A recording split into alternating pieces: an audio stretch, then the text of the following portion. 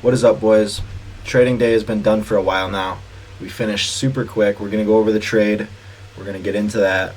But before that, I just want to show we're at 165 subscribers, which is awesome. I'm so thankful for that. And I'm hyped that we are just getting more subscribers every day.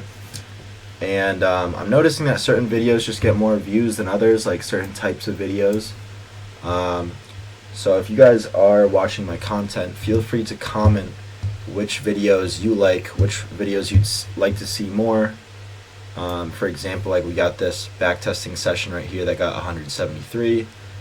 Some of the recaps get around 50 views. I made a realistic progress of 18-year-old day trader after 1 year. I got 74 views. But yeah, just stuff like that. Let me know what you guys want to see. But let me adjust my camera. Put this up here. And we are going to get into the recap of what happened today.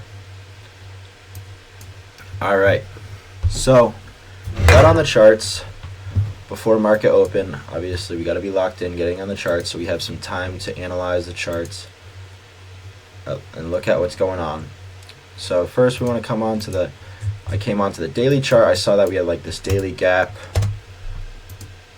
right here, which also the top of it is a either new week opening gap or new week or new day opening gap. So this gave me a neutral bias because we have a good draw right here. We have stacked ties right there. But we also have this daily gap right here. I marked it out like this. I saw that we were kind of rebounding off of it, so I marked it out and wanted to see if we were going to stay above it. We pushed above it, but we also had this one right here. So this is stuff you should be marking out too. So we see off of market open what happens. We push up, right? We push down a little bit, right off, we make a little wick.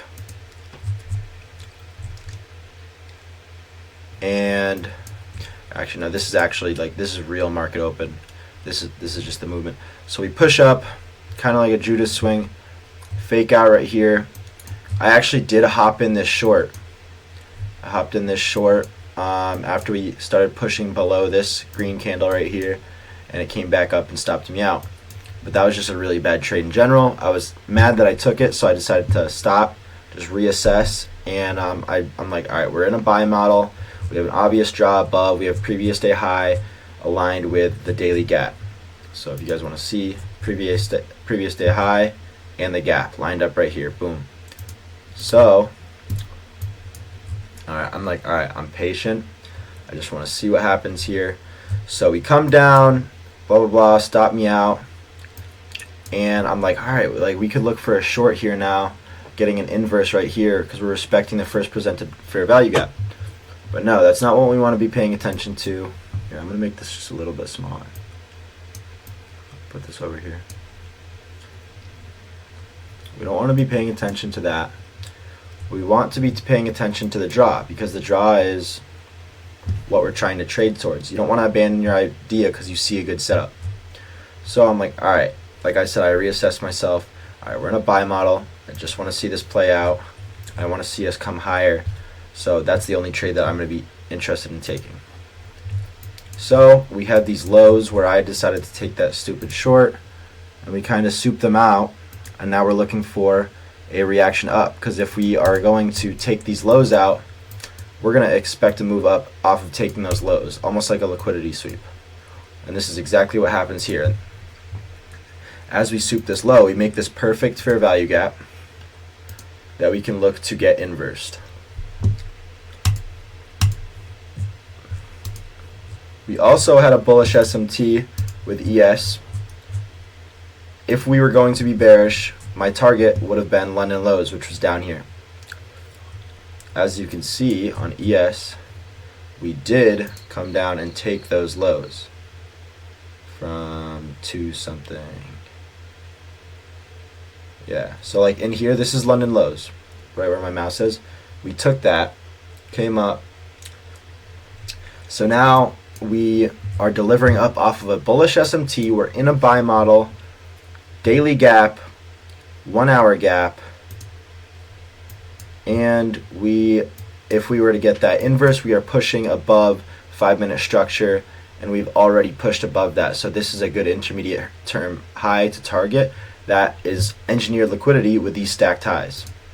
So the safer bet would be targeting this high and just taking this inverse.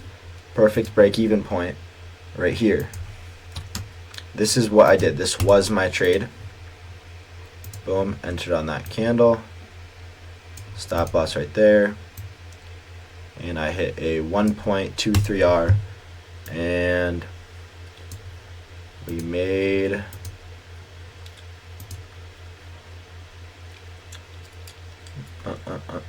trades. Here we go. We made 427 from here to here. So I just showed you guys my trades, executions. I like to be transparent. So this was the exact trade that we took. I think my stop loss was actually at the swing low on the 30-second, which would be right here. So it was a 1.79R, which is a really good trade. And we actually get more setups after that. So we hit TP. If you guys took this trade, you know ball, and good for you. What do we get after that? We leave this 5-minute gap down here, hitting our draw. So we're ready to come down according to our draw. We have this 5-minute gap, and we have a 30-second inverse. Less probable, but if it's a good setup, like, why not take it? I still take these setups sometimes. Boom, this would have been your trade. Put at the candle body close, and the 5-minute was right there. So you would have just barely hit TP right there. Not the best trade, but it's still something you can work with. And then when we get here again, I think there's actually another 30-second inverse in here, but we already took our draw, which is a really strong draw where we're looking to have high resistance from, and it was a daily gap and previous day high. So we are looking for price to come down now. We have this area that should support price if we are coming down more. So we see this inverse off of this price leg completely running through this inverse. So now this is really bearish. I wasn't on the charts for this. I already took my win, so there's no reason for me to take it. But this is a trade that you could have taken all the way to get rid of that SMT and take London lows. There's also Asia lows, which actually was like in here. But realistically, you're not going to target down here. I mean, there was the new day opening gap, which looked like a strong price point.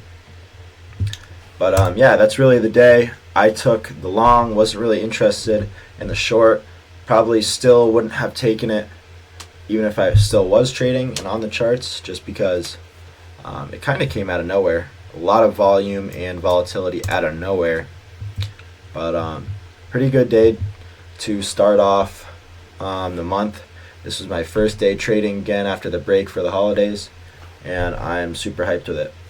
Also, if I just go to Alpha Ticks here, show you guys the new accounts that we have.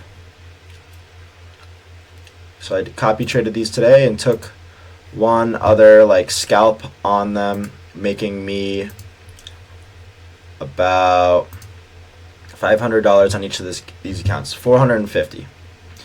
So yeah, that's pretty good.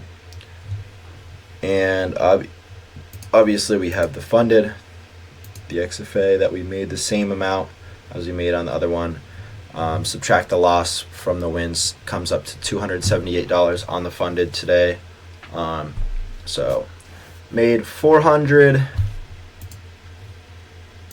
Is it the same number? Yeah, like 480 something, almost $500 on both of the fundeds combined.